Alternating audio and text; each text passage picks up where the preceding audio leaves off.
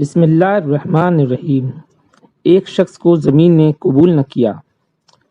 حضرت انس رضی اللہ عنہ سے روایت ہے کہ ایک شخص حضرت صلی اللہ علیہ وسلم کا کاتب لکھنے والا تھا۔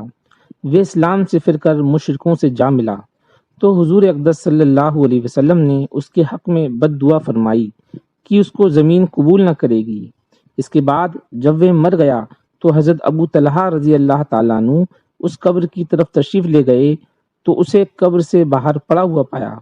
یہ دیکھ کر انہوں نے وہاں کے لوگوں سے معلوم فرمایا کہ ماجرا کیا ہے، تو انہوں نے بتایا کہ اس کو ہم نے کئی بار دفن کیا مگر ہر بار اس کو زمین نے باہر پھینک دیا، اس لیے ہم نے باہر ہی چھوڑ دیا۔ کہ ایک عالم کی قبر کسی ضرورت سے کھودی گئی جو مدینہ منورہ میں تھی، تو اس میں ایک لڑکی کی لاش نکلی۔ دیکھنے والوں میں سے کچھ لوگ اس لڑکی کو پہچانتے تھے اور ان کو معلوم تھا کہ یہ فلاں عیسائی کی لڑکی ہے۔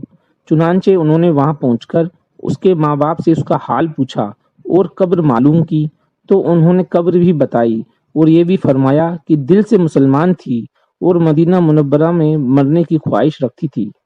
پھر اس کی قبر کھدوا کر دیکھی گئی تو اس میں اس عالم کی لاش نکلی جس کی قبر میں وہ لڑکی مدینہ منورہ میں دیکھی گئی تھی۔